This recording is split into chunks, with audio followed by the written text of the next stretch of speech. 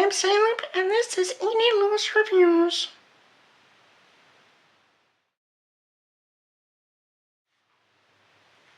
Hi, I'm Edie Lewis, and welcome back to my channel. And as you can see, we're de-Halloweening the place.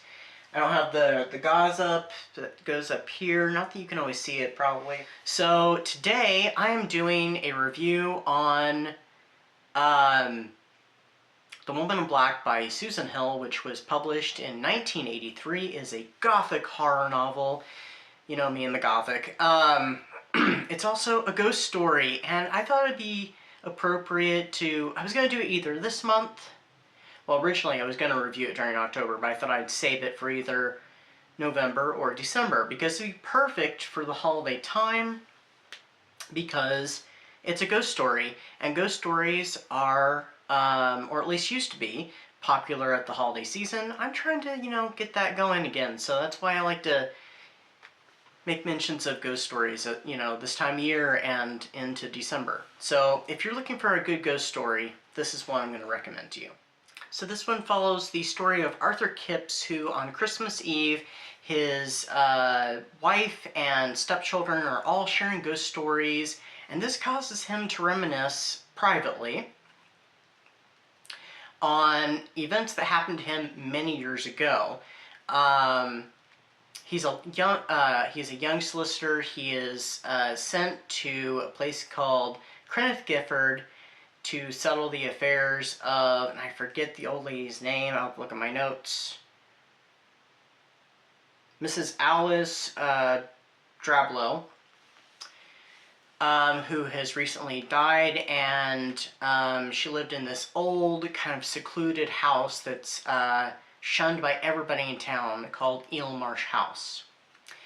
At the funeral, Arthur sees a mysterious woman in black, but she suddenly disappears. Nobody will talk about her. Later on, Arthur discovers her once again, and he feels utter dread upon seeing her face. Slowly, as Arthur steps into the mystery of Eel Marsh House, he unravels the unfortunate and tragic history surrounding the inhabitants and how it has affected the town. Yeah, I've heard lots of things about Susan Hill's writing before. Some people have done reviews on some of her books. They said that not so good, but this one I thought was excellent. Absolutely excellent. I loved the story. I've seen the movie with Daniel Radcliffe that came out in 2012, and I'd heard that there was an earlier TV film, which if you watched my week 1 Halloween-a-thon video, I did watch it. I did not include it as part of my Halloween-a-thon movies, though. I don't know why. I just decided not to. But I did watch the old 80s film, which was a television film. It came out in 1989, I think it was. And it's much closer to the story than the Daniel Radcliffe Hammer film is, but both are really good. I'm not really sure. Maybe it's because I've heard that people just didn't really care for the other books that I've heard talked about by Susan Hill. Maybe it's just that they just didn't work. Maybe they didn't like her writing style, but I don't see why, because in this, it was very engaging. This book is really well written and stuff, and it definitely makes me eager to check out another one of her books, which I have up here, right here. Mrs.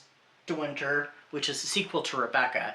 So I'm very eager to read that at some point. I was a little hesitant since I heard all these bad reviews on books by her, but after reading this, and this one has been recommended to me by several people, and yes, I am so glad that I read it. I actually listened to it on Audible, and the performance was really good too.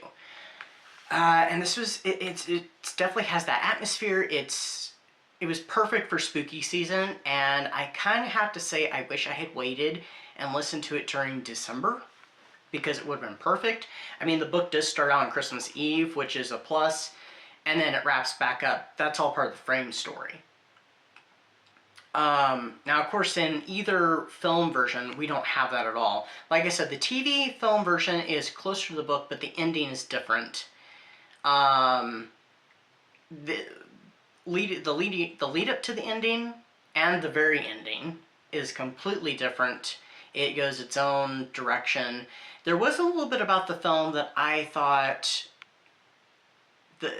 it would have worked better in some places if there had been a narrator, because especially when Arthur encounters the ghost, the woman in black herself,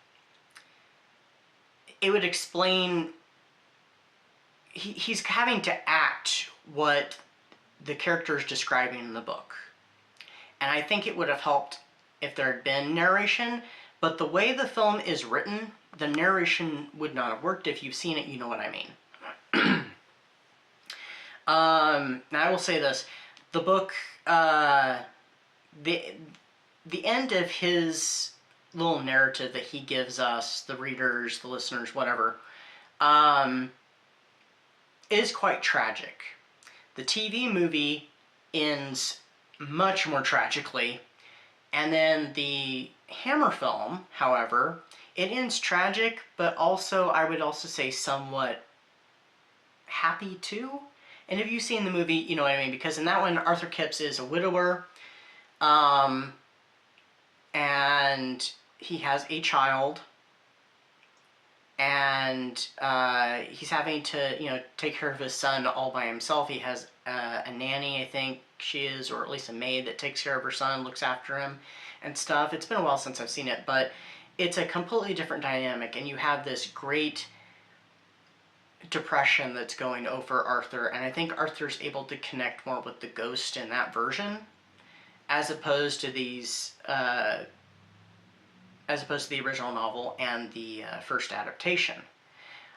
Both adaptations are excellent, but the Daniel Radcliffe one, the horror is not as subtle. There's still a lot of atmosphere, though. It also adds a lot of things. It does change some things, too, but it's still very good. Now, if you want something that's closer to the book and, you know, still has that atmosphere, I would go with the 89 television version, which I think I read somewhere that it actually aired on Christmas Eve or Christmas Day, so that's kind of ironic. But yeah, I really enjoyed this book, and I would definitely recommend it for the holiday season. Let me pull up really quickly what my Goodreads is. Okay, after lots of loading, I rated this book 4.5 stars. I loved it. It was pretty dang good. So I would highly recommend it, whether if you're listening to it or you're reading it either in a physical book form or ebook form. Yeah, definitely check this book out. It has the atmosphere, it has the spooky feels, it's got those vibes to it. It's just a really well written with good, you know, good solid characters, good solid storytelling, and some nice twisted moments. I completely messed up how I was going to say that. Now, however, there are some triggery things in this, so I'd be aware of triggers. But rather than that, yeah, I would highly recommend this book. It does have a tragic backstory. It does have some tragic, terrible things that happen in it, but it is just so well written. I cannot recommend it enough. So, yeah, it was pretty close to 5 stars. So it was pretty close to an absolute love, but I did love it. It was really good. Anyway, that's what I got for you. Until next time, stay safe, stay spooky, and I'll see you then. Bye-bye.